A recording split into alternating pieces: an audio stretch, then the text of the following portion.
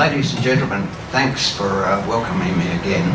My last talk to you became a little bit on the emotional side because the Kimberleys took me back there. The Kimberleys had a major portion in our life since that's where we had met, and the station life was vastly different then. It wasn't till 72 when Gough Whitlam took power of the government that it absolutely destroyed the station life as we knew it. Back then the stations all had the Aboriginals living on the station, and they got a lot of food and supplies, and half it was cash and half was food, so there was a good deal of nutrition. The children were well looked after. When they insisted on bringing in the basic wage for everybody, it literally destroyed the system, because the people who owned the stations insisted that if they had to pay the basic wage, then they could pay it to white people. The Aboriginals drifted into town, and of course we've got in Derby, Halls Creek and Broome the awful problems with alcohol on the effect that it has had now. But to take us back to where I began with all of this, I actually assumed my posting to the Kimberleys on Christmas Eve '69. And at that stage of the game, the Flying Doctor aeroplane was to some extent still mired down in bureaucracy, in that the senior doctor at Derby Hospital had been associated with the flight I'm about to tell you about, and he virtually put a moratorium on any night flying, regardless of the fact that we now had an aeroplane that was designed to fly properly, and we had pilots who were instrument rated and so on. The situation I'm about to discuss commenced here at Tableland Station, where an Avro ensign had gone out to do a medevac, and it was the middle of February, so the wet was in full throat. And we get thunderstorms in the Kimberleys that go up to 40,000-50,000 feet. I used to sit on my front veranda watching them build and hope like hell I didn't have to go flying. And this gentleman did have to go flying, and he left Tableland in an Avro ensign which had no instrument lighting. It was very, very poorly designed for that type of operation, and of course the wet was in full flight by then. He would have had thunderstorms all over the place. And at a place called Hawkstone Peak on Napier Downs Homestead, he appears to have run into a tornado, and the wreckage, or the aircraft, went vertically into what became a raging creek because there was tumultuous rain, and it essentially vanished, sparking one of the biggest aerial searches in history in Australia. And they didn't find it, and didn't find it. And this went on for weeks, and finally a piece of wreckage turned up, and eventually they did find the rest of the wreckage at Hawkstone Peak. And the senior doctor at Derby Hospital was quite paranoid about this, and virtually had banned all night operations. Well, it seemed to me, when I took my posting up there, that a Flying Doctor aeroplane that couldn't fly at night wasn't really much better than a hip pocket and a singlet.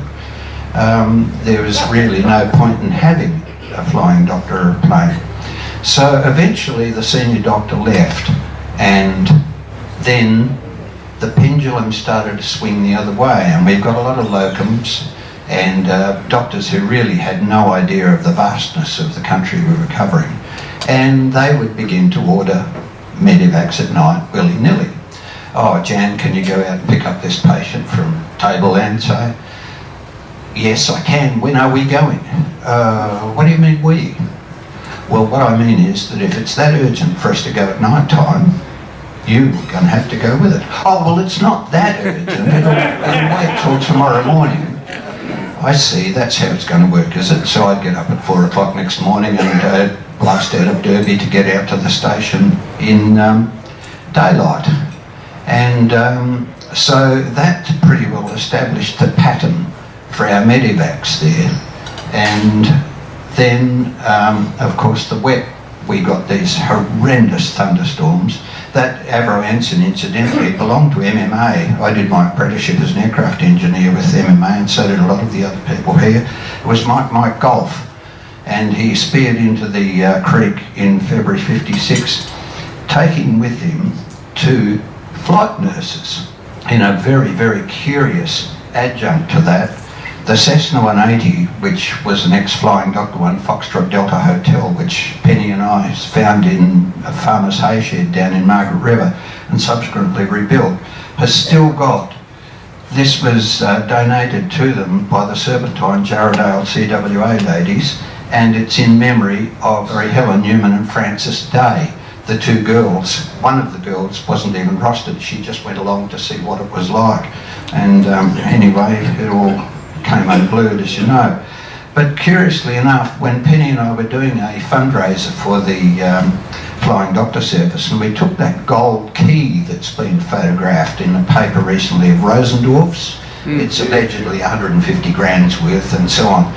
Well, I landed on Langley Park, and the governor came out with this box and handed it to us and so on, and here's this 150 grand's worth of key that I've got to cart all around the place, giving lectures and all that sort of thing to high schools on behalf of the RFDS, in exchange for which they were going to get sole rights to the opening of the new convention centre. So we went and did that. Well, the box wasn't going to work very well, so I finished up taking this 150 grand's worth of key out and put it in a sock and tucked it down the front of my pants. And that's where it travelled for the rest of the trip. And at night, we stuck it under my pillow. When I got back and the security guards pounced upon it, and I said, "Don't worry about it, lads, it's been down the front of my pants for the last 3 weeks. Just move on, sir, just move on." On one of these trips, we were at Meriden, and Penny saw a lady staring at a display we had. And lo and behold, it was Frances Day's sister. I thought, couldn't be. Could it? Well, yeah, I was alive in 56, so she must have been. And she wept, think that she'd been remembered, or her sister had been remembered. Anyway, this particular night, it's about 8 o'clock. I think I gave you a bit of a demo last time. I'll bore you with it again. Of course, you've got to remember we had no telephones, no bitumen roads, no TV, no radios that worked. And here we go with calling at the base. That sets off the alarm in the base. We opened up and it was Balgo Hills. Desperate. Please, can you come? We got the doctor and a nurse, not Penny this particular time, and it was a foul night. And that's my beloved Beech Queen Air. The Queen Air was an infinitely superior aeroplane. I fell in love with it drastically. I thought it was a wonderful machine. Since I did a lot of the maintenance on it, I suppose I had to trust it. And that's the sort of weather you could expect in the Kimberleys at that stage. Cumulonimbus tops reaching around 40 to 50,000 feet. So you aren't going to argue with those in any aeroplane as far as I'm concerned. This is the technique I developed. Take off, climb to about 3,000 feet, because typically the base would be 5 or maybe 6,000, but generally fairly uniform. And so I'd sit at 3,000 and wait for the bolt of lightning. And in the bolt of lightning you could see the column of rain. Righto, we'll go left around this one. Sit and wait for the next bolt of lightning. Now to try and find Balgo, because there were no nav aids, no GPS of course in those days, and I didn't have any radar in the aeroplane, I decided this particular night to track over the top of Fitzroy Crossing, which worked well enough. I barely saw the lights of Fitzroy when we passed. That was 120 miles out of Derby, and that left me 180 to run. The next 180 were interesting, to say the least of it. That's the sort of display you could expect. By this time, the doctor and the nurse were virtually comatose down the back. And just as well the seatbelts hung on, because it was very, very turbulent. There's a classical photo of the Mamatus, which you can expect to find hanging out at the bottom, a sign of severe vertical turbulence. And don't forget, we're looking at the bottom of a cloud that's probably 40,000 feet high, so the energy contained in there is far more than I'm going to tackle in the Queen Air. And you can see the bolt of lightning dropping out of the side of it. So the lightning kept flashing and it'd imprint on the back of your retina, and you'd dive around that and keep trucking and work your way across the countryside. "Oh, you might have trouble finding the mission," they said. It was run rather nicely by a fellow called Father Heaven. I thought that was called Father. He said, "We'll turn the basketball lights on for you." Great. Geez, I guarantee you I'll be able to find that after 300 miles. That's classic cumulonimbus building there. That's the sort of thing we really, really don't want to be in. And we didn't have any anti-icing equipment on the Queen Air because obviously the climate didn't require it, and all it did was provide extra weight, so we steered clear of icing conditions.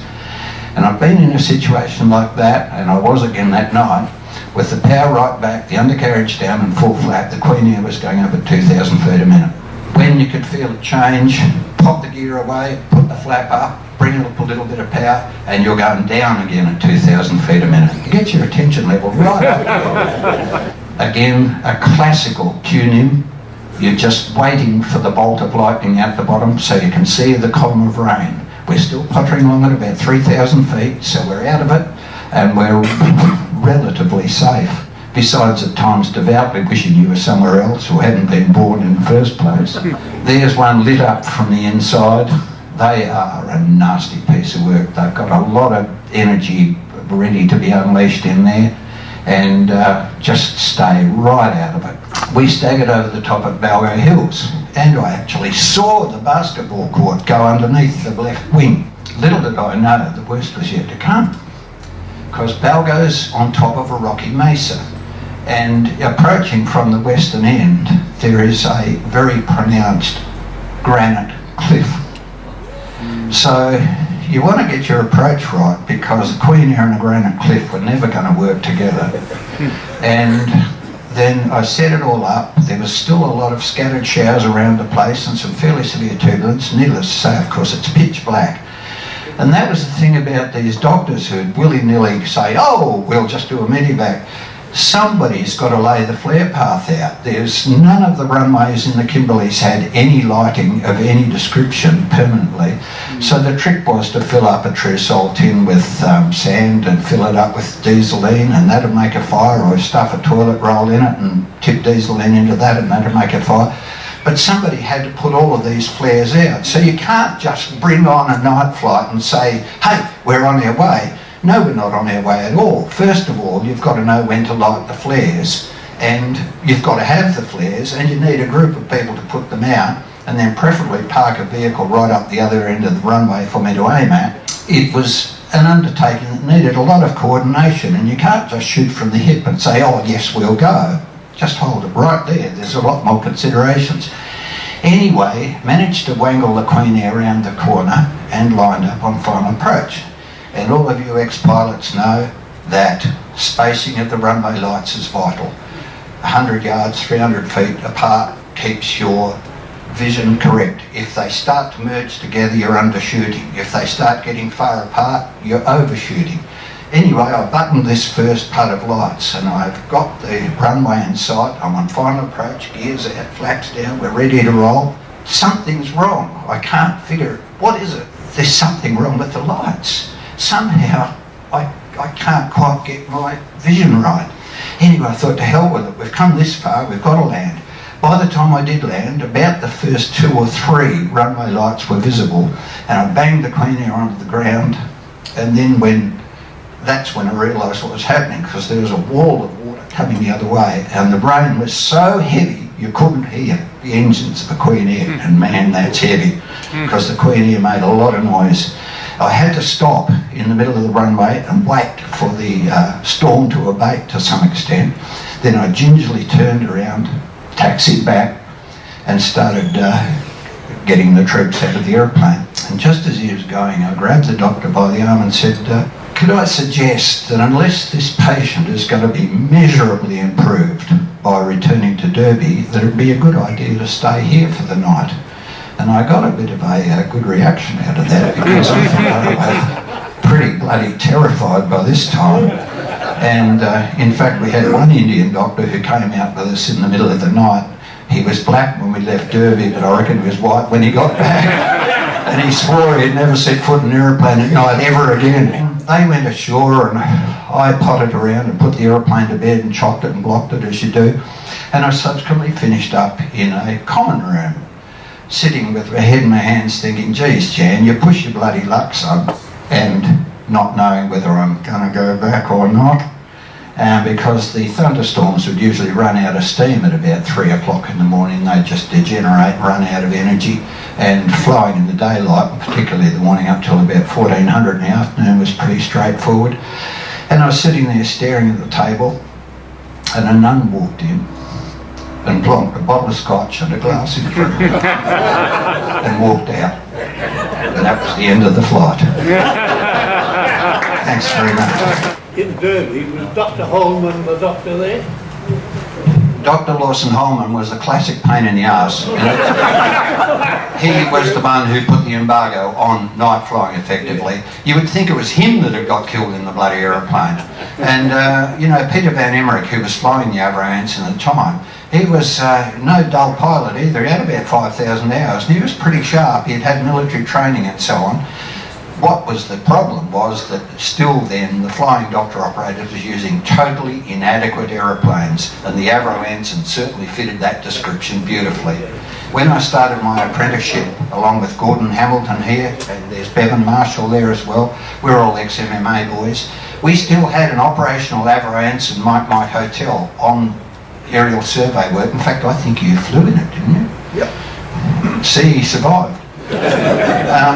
They were a bugger of an aeroplane, they really were. And the sooner they were consigned, and Sid Goddard, the chief pilot, eventually flew that out to